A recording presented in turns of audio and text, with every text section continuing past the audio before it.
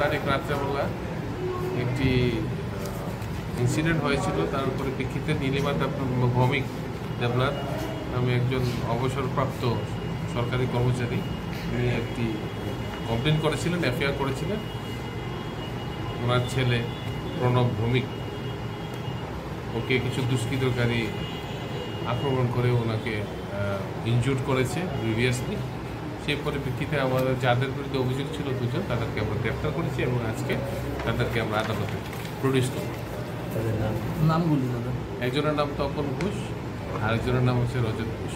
ঘটনাটা কি নিয়ে ঘটেছিল? সমস্ত কিছুই তদন্ত করে দেখা হচ্ছে, এগুলি তদন্তে বেরিয়ে আসছে। আগরতলা শহরে হয়েছে ঘটনাটা, আগরতলা শহরে হয়েছিল তো টাউন ইন্দ্রনগর শ্মশান যে কালীবাড়িটা শ্মশানের এলাকাতে। কবে হয়েছিল? 6 তারিখ রাত্রে। যাদেরকে আটক করা হয়েছে তাদের বাড়ি কি আগরতলাতেই না? ওই জায়গাতে তাদের প্রতিবেশী। আটক কি এখান থেকে করা হয়েছে?